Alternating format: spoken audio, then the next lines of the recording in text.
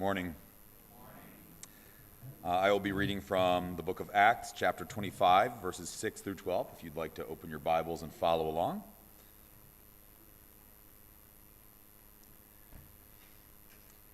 After he had spent not more than 8 or 10 days among them, he went down to Caesarea, and on the next day he took his seat on the tribunal and ordered Paul to be brought.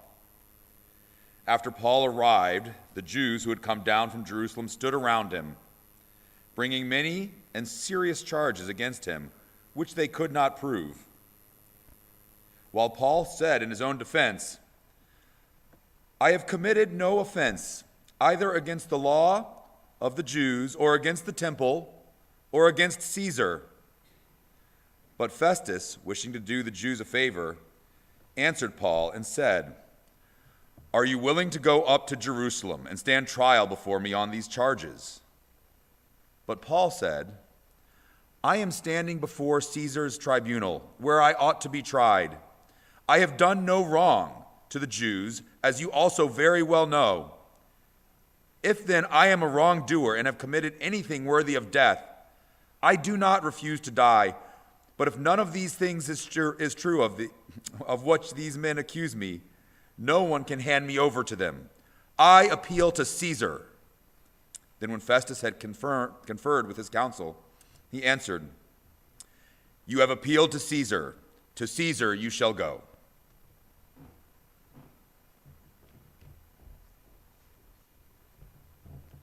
Sometimes the most important character in a story is not the one that we see the most. It can happen in a lot of movies. I think it's interesting I've seen some analysis of different well-known films and how long the villain was actually on screen. So in the original Star Wars trilogy, Darth Vader that was on screen for a total of 34 minutes of the 385 minutes of that trilogy. So about 7%, 8% or so of the screen time. The Wicked Witch of the West eventually got her own Broadway musical, and she got that off of 12 minutes of screen time in the original Wizard of Oz. For Harry Potter fans, there was over 20 hours making your way through that film version of that series. Draco Malfoy got a whopping 30 minutes of those 20 hours. Now, those are the villains, but there's also true of heroes. I mean, probably the most well-known current one is anyone that, like, the newest release this week was Black Panther: Wakanda Forever. And boy, it's pretty clear, hovering over that entire film, like 2 hours and 40 minutes, is the shadow of Chadwick Boseman, the original Black Panther, untimely death of the actor before they could make this sequel. He's got a few seconds of screen time. They have to show a couple images of him, but boy, he is the shadow that's cast over the entire film. But there's other examples. Anne Hathaway got herself an Oscar for a whopping less than 15 minutes of performance time as Fantine in the film version of Les Mis. Judi Dench got herself an Oscar when she played Queen Elizabeth I in Shakespeare in Love for a whopping 10 minutes of screen time. So there's this moment where you have these big stories, but the characters, both the good and the bad, that really kind of drive the story just aren't around. They're somewhere off screen. And I think that's a helpful frame as you think about Acts 25. Acts 25 is continuing what is for us a long legal process. And I think the ending of Acts can be a bit of a slog for a lot of people. There's a lot of stuff happening, and I think our eyes can start glazing over. I mean, it's a legal process. I've sat through a lot of trials. My eyes have glazed over, and I'm kind of more interested in the area. But it's a hard thing. But as you're navigating this slog, you're seeing Paul navigating some version of Roman justice. I think more injustice is the more common thing that he's experiencing. He's experiencing the determined efforts of Jewish leadership to kill him. And what I would assert is here, as we go through Acts 25, you're seeing the two most important characters in Acts 25 are largely off screen. Let's see where they come up. But you start, if you don't have your Bibles open, I'd encourage you to open them to Acts 25. Starting in verse 1, it really becomes like second verse, same as the first. Because what happens in Acts 25, you have a new leader, Felix, last week.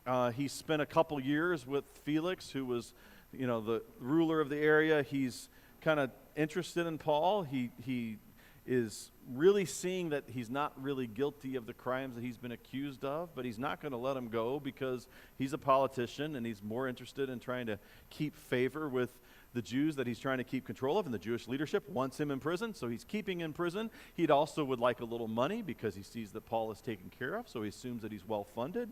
But he's also having these serious conversations with them about faith. And so Felix was a complicated guy, and he hung around long enough. He does what most politicians would dream of when they have problems, is they hope they can survive long enough that they can then pass the problem on to someone else and let them deal with it. And he succeeded in that. So this is a successful rule for him, because Festus takes over right at the end of chapter 24, verse 27.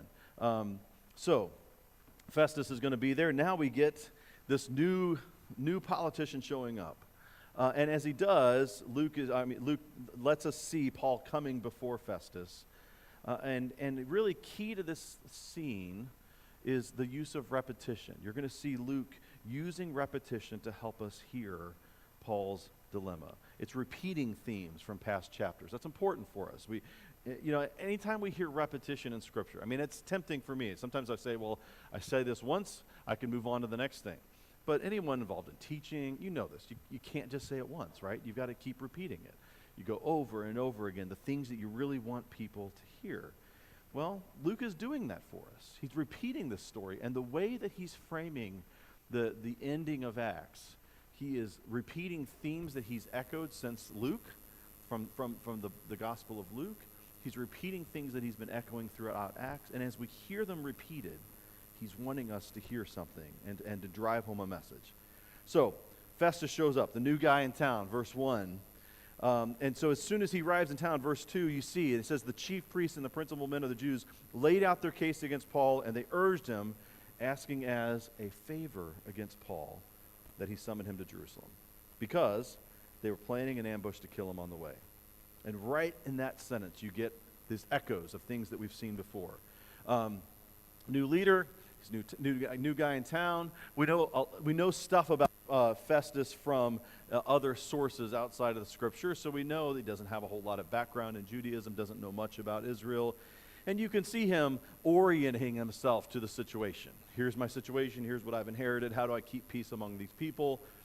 And the first thing he gets is the call from Jewish leadership to get Paul to Jerusalem. They want to bring him back from Caesarea to Jerusalem. Now, the word they use is significant. They want a favor. Well, we've been hearing that already. This is the challenge. This is what's kept Paul in prison for these last several years. Because everyone that touches his case that isn't part of that Jewish leadership that's determined to kill him, everyone that's touching his case say, yeah, this guy's innocent.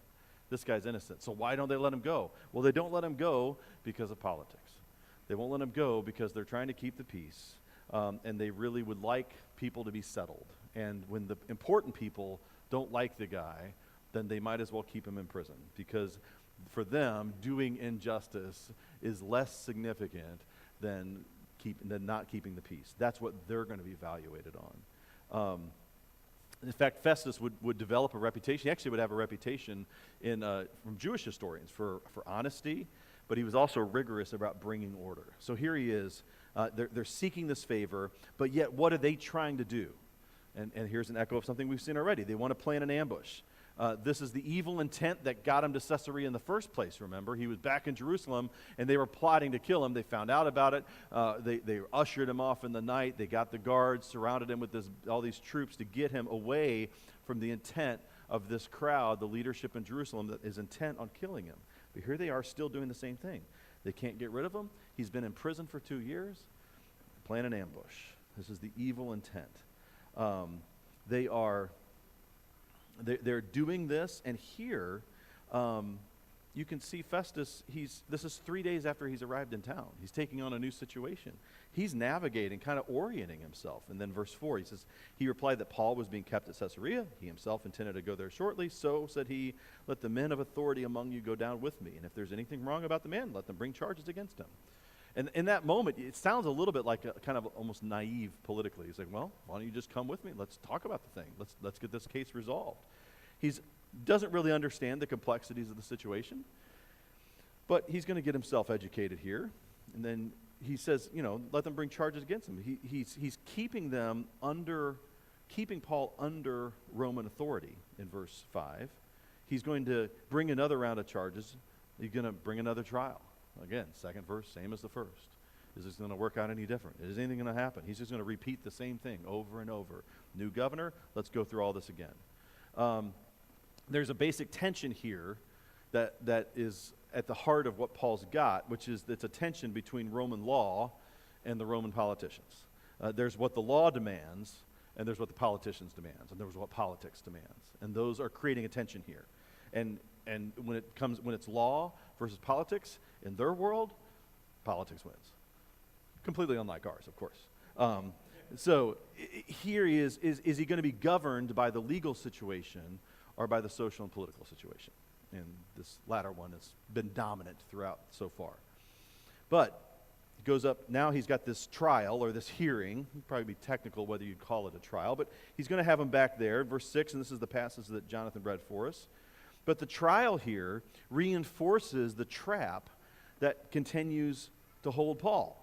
Verse 7, again, something we've seen before. What does he say? He had arrived, the Jews came down from Jerusalem, they stood around him, bringing many and serious charges against him that they could not prove. Now notice, Luke is not just doing a mind dump of everything that he knows about the situation. Some folks have actually accused Luke here at the end of Acts. He's just kind of creating a big log and he's kind of getting sloppy. He's not being sloppy, he's being very particular. And you notice he's summarizing many, many hours of talking that's going on there. But they're bringing serious charges, and he gives you the basic summary. Paul's innocent. They've got a weak legal case. And he spelled that out for us last week. I tried to walk through some of that for us. But they've got a problem. They don't have a very good case. Facts are not on their side. The law is not on their side. So they've got to find something else to keep him around. But in the midst of that, you can hear the way in which he is surrounded by power. Everyone from the Jewish leadership there wants him killed. Everyone in the Roman system around him simply doesn't care about him at all. And here he is stuck in the middle of this with this elusive justice. Just it continues to be around him. He cannot get it. That's what he needs to be freed. In his defense, he says, he argued in his defense, verse 8, he says, neither against the law of the Jews, nor against the temple, nor against Caesar have I committed any offense. And that is an echo of what we've seen before with one big variation. The echo starts it. I've done nothing against the law of the Jews. I am a keeper of the law. That's been a theme throughout. They're hammering home. Paul is a lawkeeper. Remember, he was arrested while he was going through a purification ritual, something he was honoring the law. And of course, he's done nothing against the temple. He was actually purifying himself at the temple at the time of his arrest. There's nothing about Christianity or the Christian faith that is against the law of God. There's against the temple of God. In fact, Christianity is the fulfillment of both law and temple, what they are meant to be. But then he adds this third piece. He says, I am also not guilty of anything against Caesar. Now, that can kind of work as a summary of what's happened so far, because every Roman official that's touching his case said, yeah, there's nothing here for us. That's what they're all concluding. Yeah, we don't have a case here because he's not violated the law of Rome. But the way he says it there, he is innocent not just of what the Jews have charged, he's innocent under Roman law, but by saying the word Caesar, he's introducing that first off-screen character. It's preparing us for the appeal that's coming here at the end of this section. It's going to drive the rest of Acts. Because it's Caesar that's off there that really is the ultimate question. Did he violate the laws of Caesar? Is he a violator, a lawbreaker of Rome? But it's Caesar that he wants to go. He wants to head to Rome. And it's not that he wants to go, that's where God wants him to go. That's where he's heading. And so he mentions the name Caesar for the first time. And he says, I'm not guilty of that.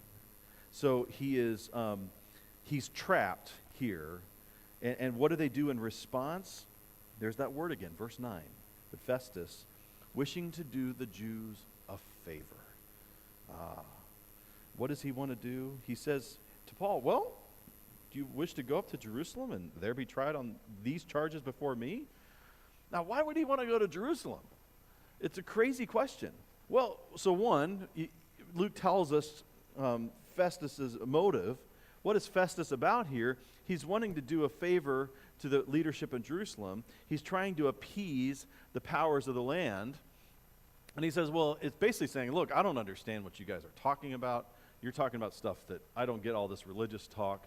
So why don't we just go and take you to Jerusalem where they can put all their witnesses before you? Why in the world would he want to do that?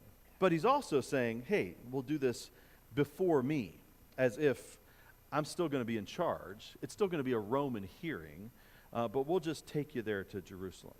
Now, the trick is, of course, there's nothing, the way Roman law works, I won't get into too much detail over this, but the way Roman law works, there's no reason why Paul would consent to this. In fact, there's no reason why Festus should be offering it. There is a big emphasis in Roman law about having your accusers before you.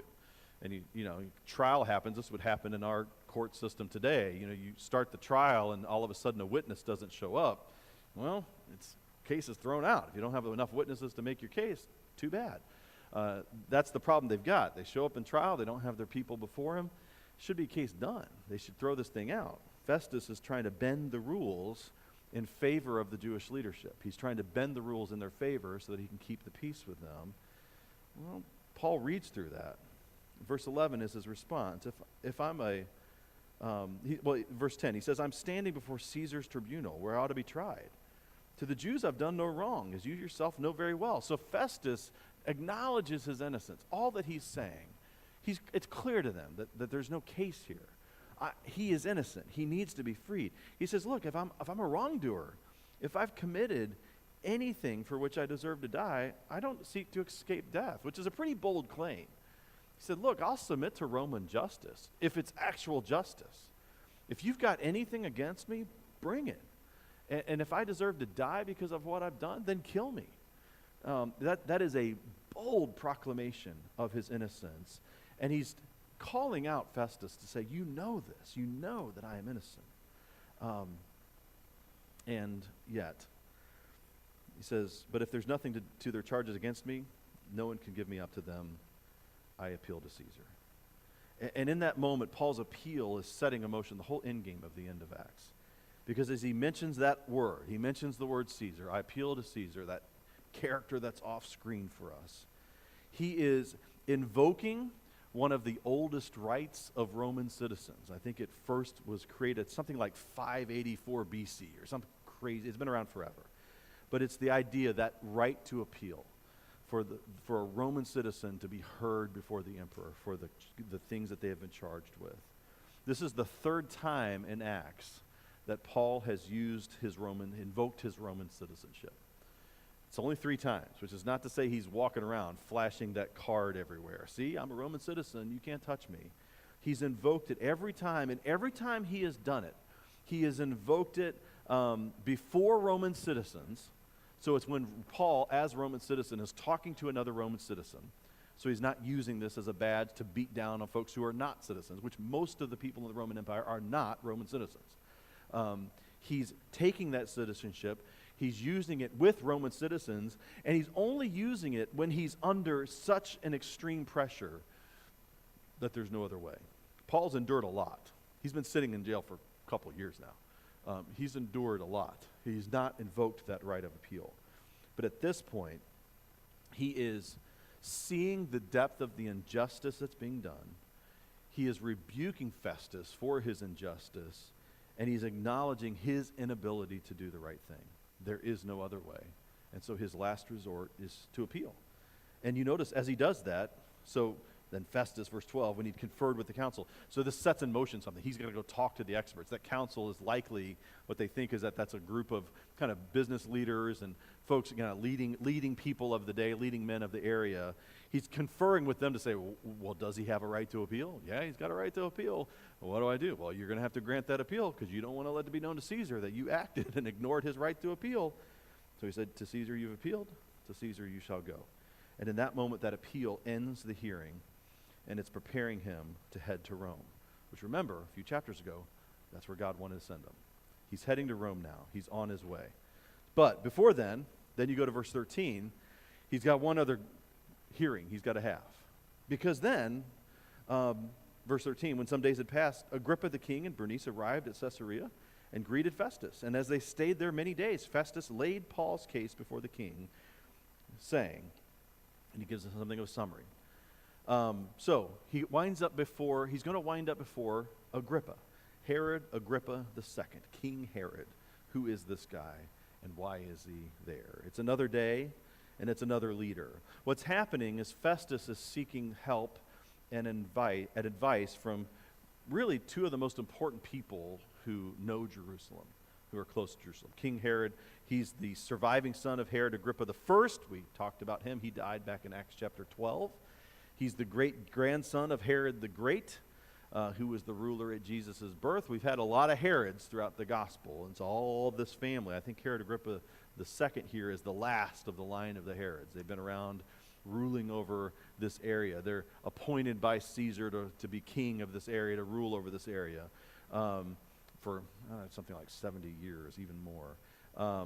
His reputation, Herod Agrippa is the second, or Agrippa here, for being very pious. He's very serious about the Jewish faith. He's an expert in Jewish issues. He's also a little bit shady in his own life. We met Drusilla a few weeks ago, or actually last week with Felix, the wife of Felix. That's his sister. But Bernice here is his sister as well, who is living with him. She had previously been married to her uncle, and now she's rumored to be in a relationship with him. So there was kind of this shady thing.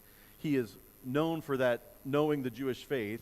He's not known for the morality of his personal life. And so there's this deep irony that such a couple like this is sitting in judgment on Paul. But why is he here? Well, he's here because Festus now has a problem. And you're going to see it described here. Now, the way he starts it, now listen to this description. Here's his summary of what's happened. Verse 14, there's a man left prisoner by Felix, and when I was at Jerusalem, the chief priests and the elders of the Jews laid out their case against him, asking for a sentence of condemnation against him. I answered them that it was not the custom of the Romans to give up anyone before the accused met the accusers face to face and had opportunity to make his defense concerning the charges laid against him. So when they came together here, I made no delay, but on the next day took my seat on the tribunal and ordered the man to be brought. When the accusers stood up, they brought no charge in his case of such evils as I supposed. Rather, they had certain points of dispute with him about their own religion and about a certain Jesus who was dead, but whom Paul asserted to be alive. Being at a loss how to investigate these questions, I asked whether he wanted to go to Jerusalem and be tried there regarding them. But when Paul had appealed to be kept in custody for the decision of the emperor, I ordered him to be held until I could send him to Caesar. So, what's the problem? Well, the key to understanding that section, everything I just read, is just to realize that Luke is not writing as a narrator saying everything that actually happened. He is recording the report of Festus, who is a self-serving politician talking to another politician to try to make himself look good. And a lot of the interpreters through the years, where they've misunderstood or misinterpreted Acts 25, it comes on this point, that they see that summary as being a legitimate summary. It's not. It's the theme of injustice that we've been tracking here now for chapters. So where do you see? You see some of these self-serving statements. Well, he's left here by Felix. So the first thing he does is deflect blame. It's not my problem, it was my predecessor's problem. I inherited this problem. He blames Felix for not resolving the matter. And so then he says, I am just quickly responding. I'm responding without delay. So this is he sees himself as the person who is acting with justice and timely order. He's going to resolve this thing. He talks about the custom of the Romans, that language in verse 16. He is an upholder of the law. I mean, all of this is just fully self-serving. He's just coloring the facts in the light, in the way that makes him look as positive as possible. Everyone else is at fault. In fact, it's not just Felix's fault, it's his accuser's fault. He says, so I made no delay, verse 17. I got him here, and the accusers, verse 18, they brought no charge in his case of such evils as I supposed. So then the accusers are incompetent. because they're just talking about some kind of weird internal Jewish matter that has this claim of Jesus being resurrected, and I don't understand any of that. And that leaves him at a loss, and I don't know how to investigate this. So he's going to send them off. He's just gracious and going to send them off to Jerusalem so they can understand this thing. You notice he says nothing about his desire to do a favor to the Jewish authorities. So there's this theme of him protecting himself. Everyone else around him is incompetent. Now, why is this going on? Well, the problem is, as soon as Paul says, I appeal to Caesar, he can't just usher him off to Rome and have him go before Caesar. He has to usher him off to Rome to go before Caesar with a document by Festus saying, here's what he's charged with. And that creates a problem for Festus, because if he was so clearly guilty, this would not be an issue. If he was so clearly innocent, then he should have been let go. So he's got to drum up some kind of explanation to Caesar that shows that Festus was competent in allowing this man to work this appeal and get his way to Rome. And that's his dilemma. He's got to show this thing. He's got to paint this situation to make himself look as competent as possible. Because if he looks incompetent in front of Caesar, he's got a bigger problem than Jewish leaders that don't like the decision that he made. So he's offering this self-serving summary of the situation. Now, I want you to see below the surface here, there is a subtle message that there's elements of truth in what he's saying. But you're seeing how the pagan state's procedure is protecting Paul from the murderous plots that's coming from God's nation. Those who claim to walk after the law are trying to kill him, trying to violate God's law. And that's true. God is actually working in this, protecting him, even when the pagan state's leader is unjust and self-serving. And that's a key theme. We'll come back to it in a minute. I do think you should note there that reference to a certain Jesus, verse 19. The resurrection of Jesus is the issue that divides them. And in fact, next week, as we get in Acts chapter 26, the resurrection of Jesus is coming front and center to what we're going to be talking about. So, the opening then of the hearing is going to then clarify the predicament. He says, well, I'd like to hear myself. Verse 22, Agrippa says, I'll hear it. So, verse 23, on the next day, Agrippa and Bernice came with great pomp, and they entered the audience hall with military tribunes and the prominent men of the city.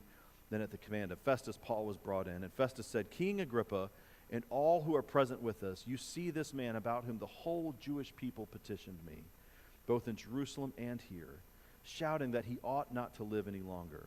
But I found that he had done nothing deserving death. Catch that line? And as he himself appealed to the emperor, I decided to go ahead and send him. But I have nothing definite to write to my lord about him. Therefore I've brought him before you all, and especially before you, King Agrippa, so that after we've examined him, I may have something to write. For it seems to be unreasonable in sending a prisoner not to indicate the charges against him. That's kind of a gross understatement. If we're going to keep a guy in prison, we probably should charge him with something. So that it clarifies the predicament. Now notice, you've got all the elements here. You have the great pomp. That's the only time that phrase, I think, shows up in the New Testament. So he's surrounded by all this ceremony, all of this power, all this authority. You've got the leading men and the military tribunes. So these are like all the generals. So you've got all the power of the city surrounding Paul, surrounding with all of this. And Festus stands up and admits too much. Because what does he say? Verse 25, I found that he had done nothing deserving death, which is a declaration of innocence. Yet another Roman official looks at Paul, just as Pilate looked at Jesus and says, I found nothing wrong with this man. The trick is they can't close the gap. If you're innocent, you go free, but not in their world. If you're innocent, we've got to sit around and talk about it for years until we can find out something to charge you with, because you got to stay in prison. But that's the strange and bizarre world they're living in. He's done nothing deserving death. But then I've got, verse 26, I've got nothing definite to write. He should be freed. He should be released. I got to charge him with something because I got to send this to Caesar, and I don't want to look like a fool. He's got to send him to Caesar with enough charges to justify why he didn't release him, but the charges can't be so strong that he would look foolish or weak for not resolving it in the first place. He's stuck. He played politician, and now it's starting to bite him. And finally, then, so here's the setup, and we're going to go into the speech next week in chapter 26. It's setting up Paul's great defense. But here in this moment, what I want you to see is this question. I want you to ask, where is God in the story? Where have you seen God throughout the chapter? Well, we saw a reference to Jesus, right? And that's it. If you highlighted this one, like we were learning highlighting here the last couple of years, you have the text where you highlight all the places where God is mentioned, the activities of God, the work of God, the character of God. There's not much. I think ours is yellow. I highlighted this chapter. Not a lot of yellow in this one. It's Jesus, and that's it. So why do you have, and we saw that last week too. I mean, it's been a few chapters since we've seen God talk about. Why are we reading a text of the Bible, big long section, where God doesn't show up? Well, God is there. Paul is surrounded by self-serving Roman politicians, and he's surrounded by religious leaders who are bent on violating their religion, who are bent on murdering him. There's no mention of God's activity, except it's what we were prepared for all the way back in chapter 23, verse 11, where the Lord appeared to Paul and told him, "Take courage, for as you've testified to the facts about me in Jerusalem, so you must testify also in Rome." That itself is a promise to fulfill what Jesus said back in Luke 21, 12 through 19. He promised they were heading there. And I think I want to read that. I want you to hear just how relevant this is. This is the moment where this is coming true. What did Jesus tell them back in Luke 21? He said this, before all this, they will lay their hands on you and they'll persecute you, delivering you up to synagogues and prisons, and you'll be brought before kings and governors for my name's sake. This will be your opportunity to bear witness. Settle it, therefore, in your minds, not to meditate beforehand how to answer. For I'll give you a mouth and wisdom which none of your adversaries will be able to withstand or contradict. You will be delivered up even by parents and brothers and relatives and friends, and some of you they will put to death. You'll be hated by all for my name's sake, but not a hair on your head will perish. By your endurance, you'll gain your lives. God is working here. This is the activity of God that's unfolding, even where God is not named. God is working through good and bad, through evil and good, to advance his kingdom through them. The world that he lives in, he lives in a world where he is in the halls of power, and he's before a political class they are self-serving, they're seeking power and fame and wealth, and they're seeing religion as a kind of tool that they can use and manipulate, and they are morally indifferent to the spiritual claims of those religions. They simply see them as powers and tools to manipulate their game. Does that seem relevant to us today? That's the world we live in, right?